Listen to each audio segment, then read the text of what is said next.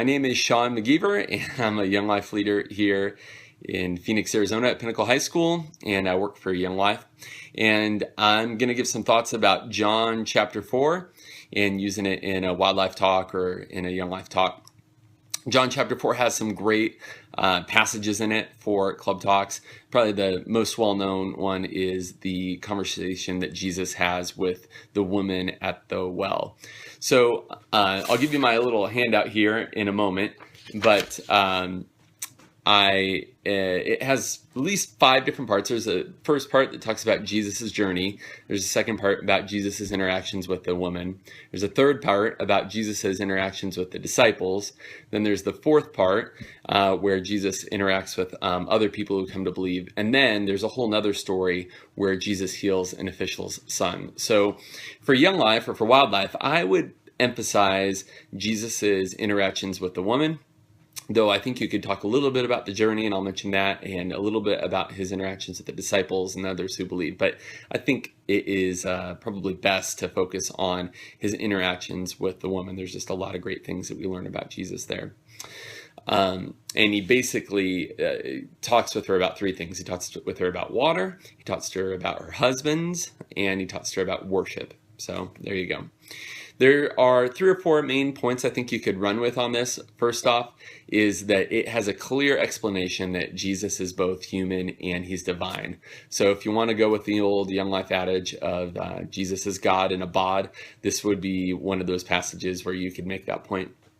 2, I think that you could make a great point about being that we all get hungry, and that everything that we normally seek to fulfill us eventually runs out, but what Jesus offers does not run out. He offers eternal life and more, which doesn't run out. Another angle that you could take for a main point is that we all worship something, and we could ask that question: does what you worship offer back? What does what you worship actually offer back? And I think if you stop and help them think a little bit about that, it doesn't offer much, or it doesn't last that long. Maybe one last angle that you could take is come and see for yourself. Take the next step toward Jesus for yourself, which is based on verse 42, where the people from the town come and find out about Jesus for themselves. So there's a couple angles you could take. Here are some things that we learn about Jesus from this passage. Actually, there's a lot. I think I have maybe 7 or 8 of these, so I'll run through these kind of quick. They're all typed out. But Jesus, we find out about Jesus that he is human. We see that in 2 ways, at least. He gets tired and he gets thirsty in verses 6 and 7. So that's very human. We get tired, we get thirsty because we're human, and Jesus was and is human too. Jesus is divine. Jesus knew information that no one else would know otherwise in verse 16, and it was about the woman's husbands without any other idea about that. So he shows here both his human side and his divine side. Another thing which is really amazing is that Jesus shows that he cares for women. It would have been uncommon and almost improper for him to have a discussion alone with a woman. And she was a Samaritan, which I'll define a little bit later, but is basically can be thought of as a racial and religious minority. So Jesus cares for those who are outside of maybe the inner circle that most of us tend to deal with. He goes outside, he pushes boundaries, he loves people who otherwise religious people weren't doing a lot of, and that this was an extremely radical approach for Jesus to be with a woman, talk to a woman, love a woman, and especially since she was a Samaritan. Another thing that we find out about Jesus is that he offers living water, a water which never leaves you so that you're never thirsty and wells up into eternal life. Also, Jesus can be honest and blunt, in fact, brutally honest with us at times, or with her at times. And we see that, when he just tells her straight up, you've been with a bunch of husbands, haven't you? And the one that you're with right now is not your husband. Jesus can be blunt, brutal, and honest. Another thing is that Jesus doesn't fixate on the woman's kind of religious detour. She ends up wanting to talk right after Jesus confronts her about her husbands, she wants to start talking technical religious jargon about the difference between Jews and Samaritans. Jesus doesn't take her detour, but he refocuses on what it means to worship God. So Jesus isn't all that interested in religious technicalities and detours. He's wanting to talk about life, worship, and the heart. What does it mean to worship God? Which is a question that Augustine and Calvin and many other people have helped us to try to refocus on. Last, she says it clearly, and he accepts it just straight up, that Jesus is the Messiah and the Christ, which I'll define in just a moment. So there's a bunch of things that we learn in this passage about Jesus. There are a couple things that we learn about ourselves in this passage. First off is that Jesus knows what it's like, because we experience what it's like to be tired and thirsty. So that we can identify with that. Also, if we feel like we might ever be overlooked for a whole bunch of different things, maybe we're a male, maybe we're female, maybe we're a minority, maybe we're part of a group, maybe we have a certain group that we hang out with, maybe we dress a certain way, maybe we have certain bands that we like, maybe we have certain hobbies that others don't. Whatever it is where you feel like I might be an outcast, I might be overlooked, I'm not part of the in-group, Jesus does not hold back. He is eager to be a part of your group. Nothing will hold him back from you. So that shows us a little bit about us. We are completely approachable for Jesus. Another thing is that God knows our secrets. He knows things about that woman that no one else knew. God knows our secrets. God also wants us to know what it means to worship him. He really wants us to know what it means to worship him. And you could even make an argument, won't stop to talk about it, but theologically, it might mean that being a Christian is defined by trying to ask yourself, what does it mean to worship God for the rest of my life? And that doesn't mean just listening to music, though it can include that. Last, what does this have to do with my life? It's natural to want to know something for yourself. In verse 42, the people that the woman ends up telling, they don't just believe her word for it. They want to go find out for themselves about Jesus. So what does this story have to do with our life? If we are the type of person that wants to find things out for ourselves, to get answers ourselves, to experience Jesus for ourselves, Jesus invites us into that. And we don't have to just take another person's word for it.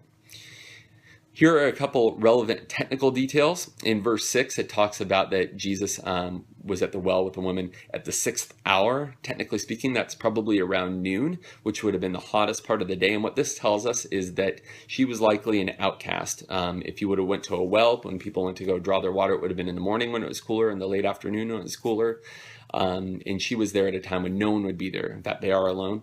And so this tells us a lot about who this woman was. It wouldn't have been normal for her to be around other people. Maybe she was an outcast and didn't feel comfortable then, or they didn't feel comfortable with her.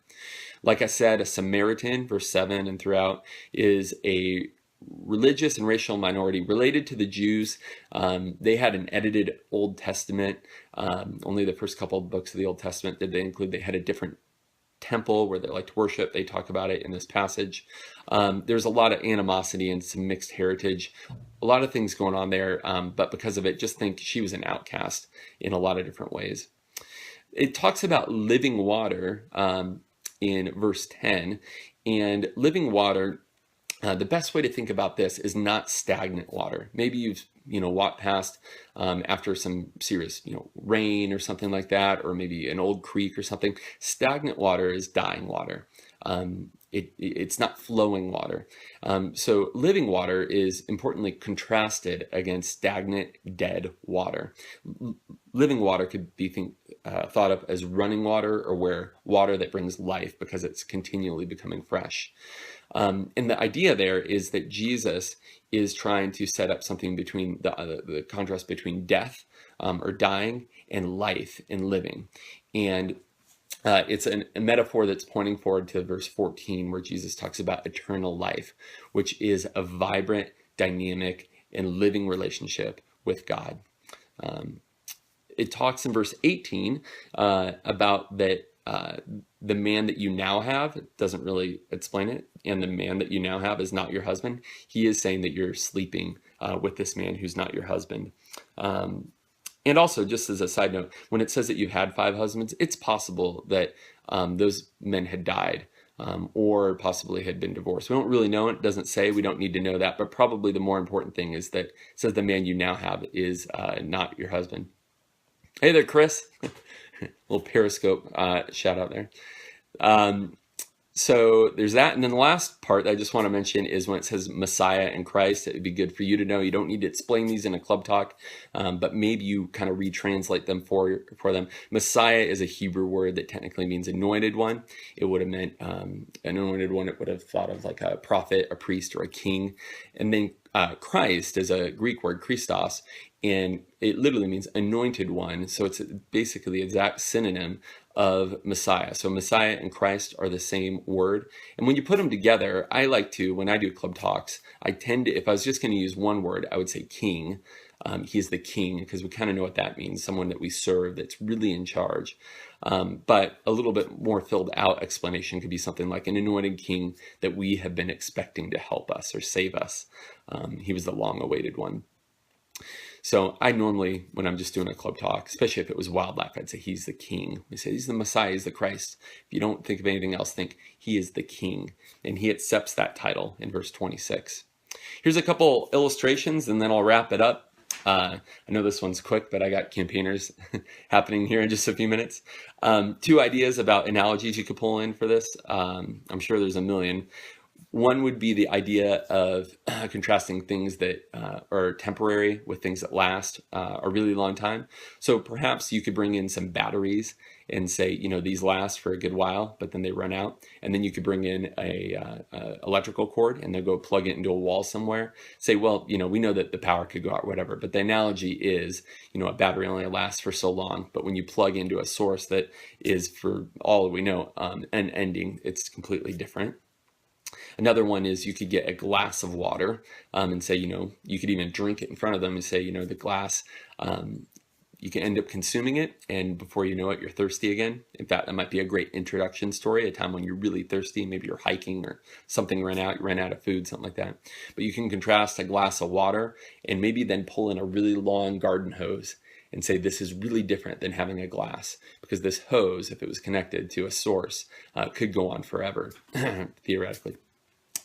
So the idea of something that could last for a long time, like an electrical outlet or a hose, compared to something that has a finite capacity, like a battery or a glass. Then last, I think you could do an illustration based on what is it that you worship.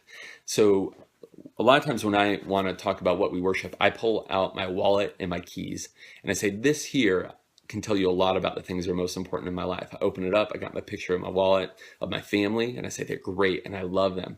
I pull out my credit cards, and those kind of represent the money that I have and the capacity that I have to get things. My keys have you know, a key to my car, have a key to my house, they have a key to my job, all the things that most people want. You want, you know, you want people in your life, you want money in your life, you want to have a good car, you want to have a house, you have a key to my office, I want to have a good job. All these things are things that we can end up worshiping, but you know what? All of them are temporary.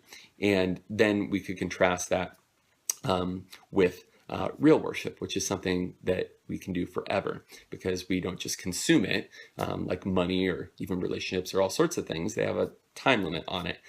True worship is one that will go on forever, that we can start here on earth as we live for God, and that we can continue forever through eternity. And it'll bring more joy or happiness than even any of these things, including my family. And I love my family so much. And so I mean that when I say that God offers something even greater than that. So anyway, there's a couple thoughts for some club talks. I'll post this hopefully tonight or tomorrow morning, a little bit quicker. There's campaigners. So I'm going to sign off. Thanks for hanging in there. And thanks, Katie, and a couple others out there. And I'll talk to you all soon. All right.